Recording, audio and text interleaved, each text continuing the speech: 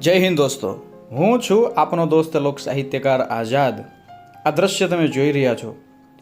આ વૃદ્ધ માળી જે છે એમનું નામ છે સેજુબેન. દોસ્તો, મારા પરમ મિત્ર એવા બીજલભાઈના ઘરે હું અત્યારે આવ્યો છું. ત્યારે ઘરમાં આ માળીની ઉંમર તમે નક્કી કરો દોસ્તો. હા, હું કહેવા એમ માગું છું કે 65 થી 70 વર્ષની ઉંમરે પહોંચેલા આ માળી છે એ એવું સરસ મજાનું આ ભરતકામ કરી રહ્યા છે દોસ્તો. અને આ એક થેલી છે, થેલીની માલિપા તમે જોઈ શકો છો, બધા દોરાઓ છે રંગબેરંગી. હવેની પેઢીને કદાચ આ બધા દ્રશ્યો જોવા એ ખરેખર દુર્લભ કહેવાય, કેમ કે આ બધું ભરતકામ જે છે દોસ્તો, હા, એ શીખવાથી ના આવડે. આના માટે તો એમ કહેવાય કે આ બધું આત્મસાત કરવું પડે. તમે જોઈ શકો છો આ બધી જે ડિઝાઇન જે છે, આ રંગબેરંગી બધી આ દોરા ધાગા પરોવાની જે કળા જે છે એ તો હૃદયમાંથી નીકળે મારા વાલા. આટલી મસ્ત મજાની ડિઝાઇન, આટલી મસ્ત મજાની આ રંગોળીઓ તેઓ એકબીજા દોરાથી જો કાપડની ઉપર ઉકેરી શકે છે દોસ્તો, તો તમે વિચારો કે એમના મનની માલિપા કેવા જુદા જુદા ચિત્રો જે છે એ જન્મ લેતા હશે મારા વાલા. અને વિશેષપણે તમને દેખાડું, આ સેજુબાઈએ જે કાનમાં પહેર્યું છે તમે જુઓ. હા, એમના ડોકમાં જે પહેર્યું છે, એમના ગળામાં છે એ પહેર્યું છે, અને એમને જે હાથની માલિપાએ તે ત્રાજવા ત્રોફાવેલા છે મારા વાલા. અને બીજું કે એમણે જે કપડાં પહેર્યા છે, બધા કપડાઓ જે છે એ પણ એમને જાતે જ બનાવેલા છે.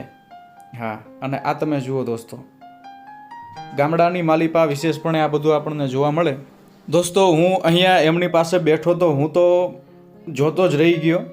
જોકે આ બધું જોવું એ મારા માટે કોઈ નવાઈની વાત નહોતી, પરંતુ એમની જે કળા કારીગરી જે છે એને ખરેખર જોવી એ જીવતરનો લાહવો છે. તમે પણ જોઈ શકો છો આ બધું જે છે એમનું હાથ બનાવટી છે, એકે એક વસ્તુ તમે જોઈ શકો છો.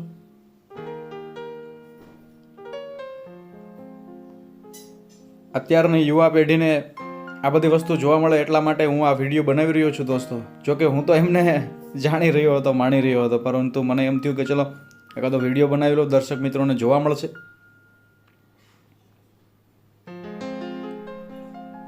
રંગબેરંગી બધી ભાતો, કચ્છની ધરતીની કળા છે મારા વાલા. હા, અને ઉંમરમાં જે મોટા હોય, જે વડીલો હોય, વૃદ્ધ આવા માળીઓ હોય, એમની પાસે વિશેષપણે આ કળા હોય. કેમ કે સેજુબાને મેં પૂછ્યું તો એમણે મને કીધું કે અમે તો ભાઈ, હું તો કે નાની હતી ત્યારની આ બધું કરું છું. ટૂંકમાં કંઈક વર્ષોનો અનુભવ છે એમની પાસે. મેં કીધું કેમેરાની સામે જો, થોડાક હસો તો કે મને શરમ આવે.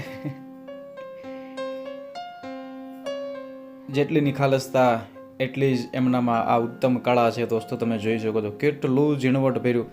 અને મેં એમને પૂછ્યું કે એકાદો દોરો ધાગો આડોવળો થાય, લાંબો ટૂંકો થાય તો મને કે આખી ડિઝાઇન જે છે એ ફરીને કરવી પડે.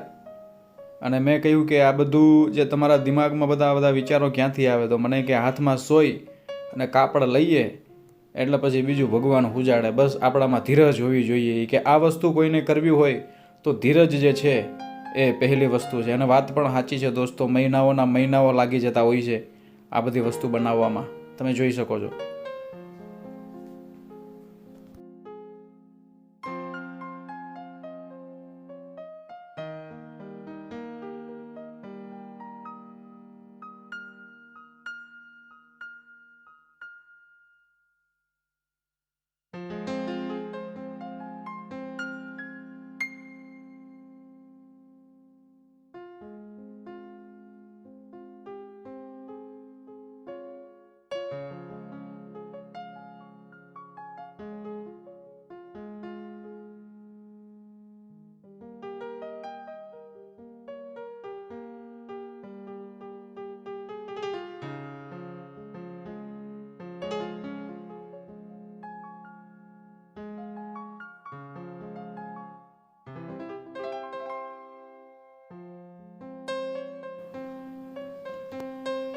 આ બધું દોસ્તો જોયા પછી તમને પણ ખરેખર આનંદ આવશે. વિડીયો ગમે તો લાઈક કરજો અને આપણા સેજુબાને યાદ કરજો. વાહ વાહ, તમે જુઓ એક પછી એક દોરા એ પરોવી રહ્યા છે.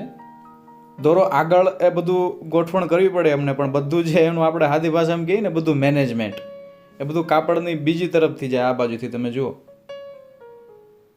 આ બધું એનું માપ લીધું હોય એમનું બધું એમના મગજમાં હોય, કેમ કે એમને શું બનાવવું એ એમના મગજની કલ્પના હોય, એમના દિમાગમાં બધું હાલતું હોય. તમે જોઈ શકો છો સોય પરોવી રહ્યા છે.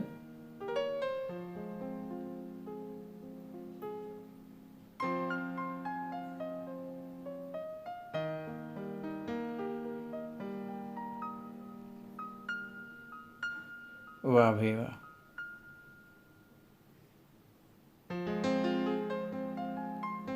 દોસ્તો, અમે પ્રાથમિક શાળામાં ભણતા ત્યારે સોય પરોવાની એમ કહેવાય કે જે હરીફાઈ આવતી, લોટ ફૂંકની જે હરીફાઈ આવતી હતી, આવું ઘણું બધું તમને પણ યાદ હશે.